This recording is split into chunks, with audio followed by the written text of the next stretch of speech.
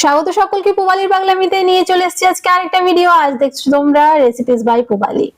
আজ দেখাবো পাহাড়িদের একটা রান্না যেটা একদমই তেল ছাড়া, যেটা খেতে দুর্দান্ত হয়।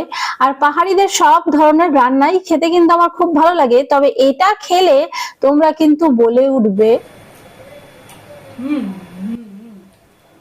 তো এই রান্নাটা চলো দেখা যাক কিভাবে করা হয়। প্রথমেই আমরা কেটে নেব রান্নার মূল উপকরণ, সেটা হচ্ছে এই চাল কুমড়ো, যেটাকে আমরা বলি জুমের চাল কুমড়ো। পাহাড়িরা এটাকে কি নামে ডাকো আমার ঠিক জানা নেই, তোমরা প্লিজ আমার পাহাড়ি বন্ধুরা এই নামটা বলে দিও। এটার কিন্তু দারুণ একটা গন্ধ হয়, আর এটাই এর ইউএসপি বলা চলে। তো চলো এটাকে আগে ভালো করে কেটে নিই। হ্যাঁ দেখো, চাল কুমড়োটাকে আমি ডুমো ডুমো করে কেটে নিয়েছি, এইভাবে ধুয়ে নিয়েছি, কিন্তু আগে ধুয়ে তারপর কেটেছি, মানে ছিলে ধুয়ে নিয়ে তারপর কেটেছি। এইখানে কাঁচা লঙ্কা থেতো করে রেখেছি, আর এই রসুনটাকে পরে দেবো থেতো করে। কাঁচা লঙ্কা এখানে থেতো করে রেখেছি।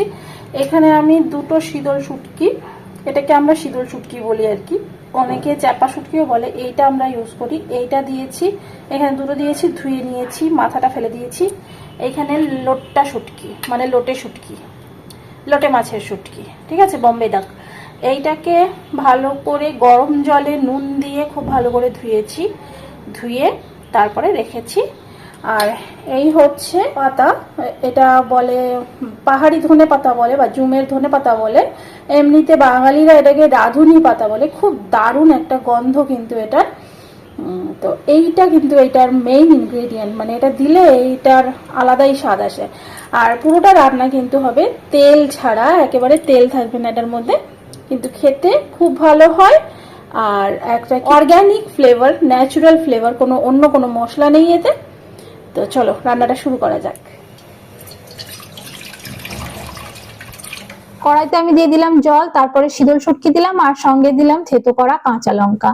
এইবারে এটা বেশ খানিকটা ফুটে উঠবে, তখন আমি এখানে কেটে রাখা চাল কুমড়োটা দিয়ে দেব। তো আমার পাহাড়ি বন্ধুরা যারা আছো তারা তোমরা বলে দেবে যে যদি কোনো ভুল টুল থাকে এই রান্নায়, তবে রান্নাটা বেসিক্যালি এগুলো তো সেদ্ধ করাই হয়, একটু এদিক সেদিক হতেই পারে, ফ্লেভার কিন্তু সেই একই আসে ঘুরে ফিরে। তারপর এর মধ্যে আমি দিয়ে দিলাম স্বাদ মতো নুন। এইবার এটাকে একটু নেড়ে চেড়ে দেবো, দিয়ে এর মধ্যে আমি আরো কিছুটা কাঁচা লঙ্কা দিয়েছি, আমি দুটো কাঁচা লঙ্কা আরো দিয়েছি। এটা কিন্তু ঝাল হলে খুব বেশি ভালো হয়। এবার ঢেকে দেব, একটু ফুটে উঠেছে, এবার আমি একটু হলুদ দিলাম। হলুদটা কিন্তু স্কিপ করাই যায়, তবে আমি যেহেতু বাড়িতে সবাই খাবে, সবার আবার একটু রংটা অন্যরকম হলে ভালো লাগে না, তাই আমি দিয়ে দিলাম হলুদ। আর এরপরে দিলাম এর মধ্যে আমি ওই যে লইট্টা শুটকিটা ছিল সেটা। লইট্টা শুটকি কিন্তু আগে থেকে দেবে না, তাহলে বেশি গলে যাবে। আর হ্যাঁ, লইট্টা শুটকিটা গরম জলে কিন্তু খুব ভালো করে ধুয়ে নিয়েছি।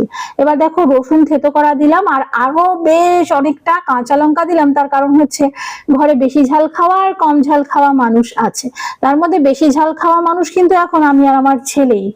তো লঙ্কা আমাদের বেশি লাগে, তাই লঙ্কাটা দিয়ে দিলাম। এবার আবার ঢেকে দিলাম।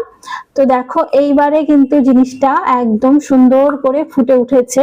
আর আমরা একটু চেক করে নেব, এই কুমড়োগুলো না বেশ আলাদা রকমের একটা টেক্সচার থাকে, ঠিক আছে, যারা খেয়েছো তারা অবশ্যই জানো। তো দেখো কুমড়োগুলো কিন্তু এবার একদম সেদ্ধ হয়ে এসেছে, আমি একটু দেখিয়ে দিই তোমাদেরকে। এই যে একদম সেদ্ধ হয়ে গেছে কিন্তু। এইবারে এর মধ্যে দেবো স্পেশাল জিনিসটা, সেটা হচ্ছে এই পাতাটা। এটাকে জুমের ধনে পাতা বলে কেউ, চাকমারা সম্ভবত ফুজি বলে বা কিছু একটা বলে, আমি ভুল হলেও হতে পারি, তোমরা আমাকে নামটা বলে দিও, ফুজি বা কিছু একটা বলে। আর আমরা বলি রাঁধুনি পাতা।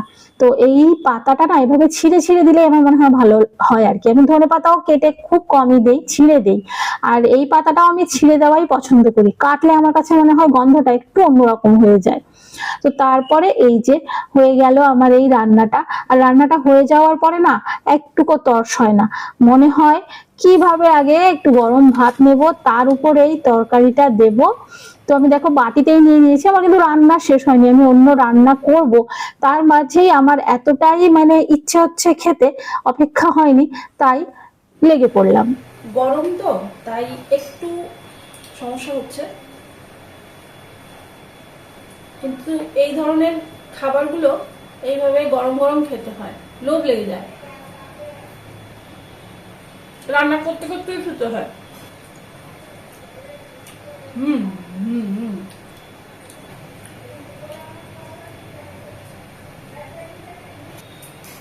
যারা এই ধরনের সব ফ্লেভার পাওয়ার ভাগ্য রাখে আমার মনে হয় তারা সবচেয়ে বেশি ভাগ্যবান। মানে এইখানে যে ফ্লেভারগুলো আছে আর কি, বা